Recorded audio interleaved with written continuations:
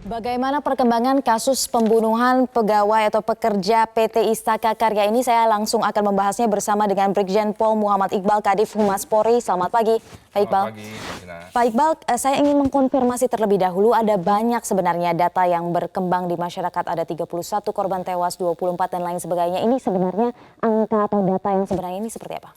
Sebelumnya saya akan menyampaikan ucapan duka dulu kepada seluruh korban.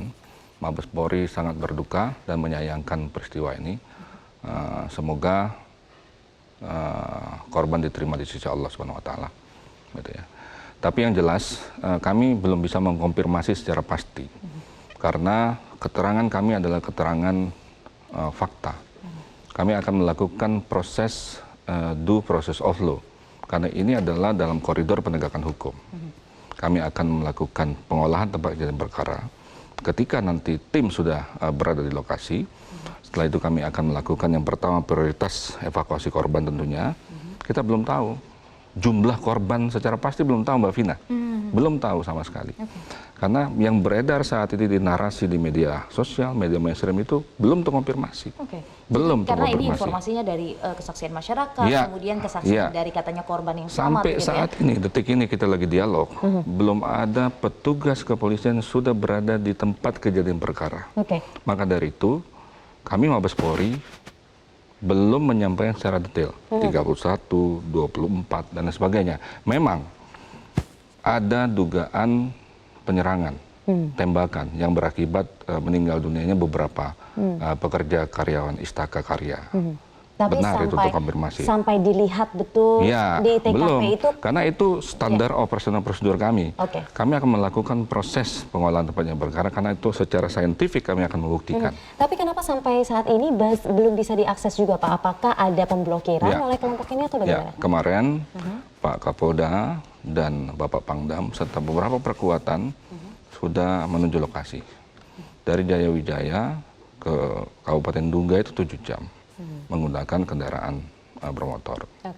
Tentunya kita bergerak harus overestimate dong, tidak bisa seperti daerah biasa, begitu kan? Setelah dari sana 2 jam lagi jalan kaki, itu kan pegunungan. 2 jam lagi jalan kaki, Dan tadi malam tiba sudah tenggelam matahari dan cuaca hujan, itu sangat berbahaya bagi keselamatan. Jangan sampai nanti kita ingin melakukan proses evakuasi, ada penyerangan. Jadi ada beberapa teknis, taktis, dan strategis yang harus kita lakukan di situ. Insya Allah hari ini dengan ridho Tuhan dan mohon doa kepada seluruh masyarakat Indonesia, tim gabungan TNI Polri berada di lokasi. Ini kita akan bahas lagi apa saja yang akan menjadi strateginya untuk memasuki wilayah tersebut, TKP tersebut, dan kemudian proses apa saja yang akan dilakukan setelah jeda berikut ini. Pemirsa, tetaplah bersama kami. Metro Pagi Prime Time masih akan kembali dengan dialog mengenai kasus pembunuhan di Papua ini setelah jeda Headline News pukul 6 waktu Indonesia Barat. Menteri Pertahanan Ria Mizard Triakudu mengatakan penanganan teror di Papua merupakan wilayah TNI, bukan Polri. Ria Mizard mendukung penanganan kelompok kriminal bersenjata oleh Polri jika terjadi di tengah-tengah masyarakat.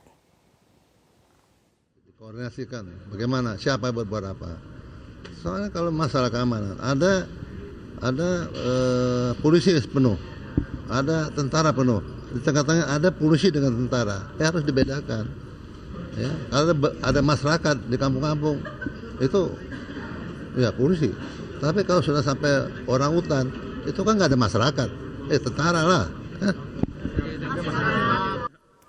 Pak Iqbal menanggapi pernyataan dari Pak Menhan tadi, apakah ini sebenarnya sudah clear, sudah sepakat antara TNI dan Polri, ini wilayah siapa sebenarnya? Maaf, saya nggak mendebat Pak Menhan ya, tetapi sampai saat ini format tindakan-tindakan aparat di situ adalah format penegakan hukum. Ya. Maka dari itu narasi yang paling tepat adalah kelompok kriminal bersenjata. Karena apa? Kita melakukan proses penegakan hukum. Kepolisian di depan, dibantu oleh TNI. Itu formatnya. Karena undang-undang sudah mengatur itu. Begitu ya. Apa yang disampaikan Pak Menhan, bukan kewenangan kami mendebat. Nanti mungkin keputusan politik yang akan memutuskan. Tetapi kelompok kriminal bersenjata ini, mereka hanya 1, 2, 3, 4, 5, puluhan saja. Tapi mereka bisa men-trigger masyarakat yang tidak paham tentang kejadian itu karena budaya, karena mungkin wawasan kurang dan lain sebagainya, mereka masuk di dalam stimulan-stimulan yang memprovokasi, sehingga mereka melakukan upaya-upaya yang katakanlah beberapa hari ini terjadi di Kabupaten Duga. Jadi kita perlu berhati-hati juga untuk memperlakukan kasus ini, bahwa sejauh ini treatmentnya adalah kelompok kriminal bersenjata dan polisi di garda terdepan dan dibantu TNI, begitu ya? Kita harus ingat sejarah Papua. Jangan sampai ini adalah agenda setting. Jangan sampai nanti internasional dan sebagainya. Tidak patut saya sampaikan di sini. Tetapi sebagai juru bicara kepolisian, saya sampaikan firm saat ini kita melakukan upaya-upaya proses penegakan hukum. Maka dari itu Polri dibantu oleh TNI akan mengejar siapapun, kelompok manapun yang melakukan upaya-upaya perbuatan melawan hukum. Ya, sudahkah ada titik terang begitu Pak mengenai siapa dalangnya, kemudian informasi yang beredar juga bahwa kelompok ini ada 50 orang yang melakukan penyerangan ini, itu sudah terkonfirmasi? Kita sudah mapping beberapa kelompok, tinggal mengkerucutkan. Mengkerucutkan firm, kita datang ke tempat kejadian perkara, kita bisa olah tempat kejadian perkara secara saintifik. Kita bisa lihat butir-butir peluru, tembakan dan lain sebagainya. Kami mempunyai strategi taktis dan teknis tentang itu. Kami profesional di bidang itu. Ya, tetapi yang sangat disayangkan adalah ini saudara-saudara kita juga yang sedang membangun Papua. Infrastruktur di Papua dibangun untuk masyarakat Papua sendiri. Dari pemerintah concern begitu, konektivitas dan lain sebagainya. Ada beberapa kemajuan di Papua yang sudah dilakukan oleh pemerintah. Tetapi sangat disayangkan kenapa yang asli Papua justru melakukan hal-hal yang ini apa namanya di luar nalar. Ya, saya kira saudara-saudara kita di Papua lebih banyak yang bersimpati terhadap bagaimana pembangunan infrastruktur di Papua. Pak, saya ingin konfirmasi lagi bahwa belum ada yang bisa mengakses bukan karena blokir, tapi karena proses jalan yang jauh atau bagaimana? Karena informasi juga yang berkembang ini simpang siur, katanya ini kalau blokir kita akan lakukan strategi perlawanan. Ya, Bapak Kapolda, Bapak Pangdam sudah melakukan mapping. Insya Allah dengan doa semuanya kita berhasil datang ke tempat kejadian perkara dengan prioritas utama adalah mengevakuasi korban. Jelas itu. Setelah itu paralel dengan itu kita lakukan proses penegakan hukum. Nah, kelompok yang melakukan tindakan kriminal ini apakah sudah diketahui posisinya masih di wilayah situ atau mereka sudah menyebar ke titik-titik lain atau bagaimana? Sampai saat ini masih di sekitar situ. Maka dari itu kita harus betul-betul hati-hati. Kita harus betul-betul melihat bagaimana untung dan ruginya, masuk pada waktu yang tepat dan strategi yang tepat pula. Bagaimana kemudian dengan warga? Apakah di sekitar wilayah itu, mungkin Bapak bisa memberikan penjelasan juga, wilayah sekitar itu apakah ada warga sipil yang berada dan apakah kemudian ada upaya pengamanan tertentu bagi mereka ini? Warga di Kabupaten Duga berpihak pada kita. Bayangkan mereka menyayangkan. Saya sampaikan memang ada dinamika. Di dalam narasi-narasi yang beredar di media-media, ada 31, 24 dan lain-lain, benar ada dinamika. Tapi terkonfirmasi 31 itu belum. Gitu kan, kita harus sesuai SOP berada di tempat kejadian perkara dulu. Ada dinamika. Ada beberapa orang, setidaknya 4 orang yang lolos. Gitu ya. Sudah kita konfirmasi, sudah kita minta keterangan. Itu menambah strategi kita. Ya, pasukan yang dipimpin oleh Pak Kapolda dan Pak Pangdam, kita akan lakukan mapping dan mudah-mudahan berhasil hari ini. Pak, mengenai motif begitu ya, ada informasi yang berkembang juga bahwa ini terkait dengan misalnya mengambil foto perayaan HUT dari OPM begitu dan lain sebagainya. Ini narasi itu tidak bisa dipercaya. Saya sudah katakan motif belum tahu.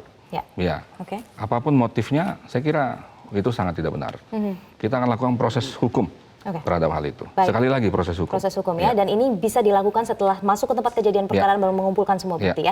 Baik, Pak, ada kemudian juga yang bertanya, ini termasuk pertanyaan dari publik juga ya, mengapa tidak ada pengawasan ketat Pak terhadap upaya pengerjaan proyek Trans Papua di wilayah tersebut? Karena di wilayah Duga sebelumnya juga ada masalah keamanan sebelumnya. Betul, ada beberapa masalah keamanan sebelumnya, tetapi kita sudah lakukan proses negosiasi, komunikasi dengan masyarakat setempat dan sebagainya.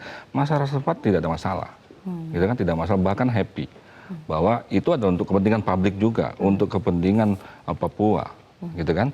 Bayangkan kalau misalnya semua sudah terhubung, beberapa faktor ekonomi pasti jauh lebih efisien, efektif dan lain-lain. Nah, tetapi kelompok ini bergerak kan, mereka setting, mereka melihat ini aman, begitu kan, dan kebetulan kejadiannya dini hari. dia lakukan itu sampai malam, dini hari dan lain sebagainya dia lakukan itu. Jadi ini bukan dari warga setempat sama sekali, bukan yang sebelumnya bermasalah. Tidak. Ini Terkonfirmasi jelas ini adalah kelompok. Tinggal kelompok-kelompok mana yang harus kami sebutkan nanti sesuai dengan fakta yang kami dapat nanti apabila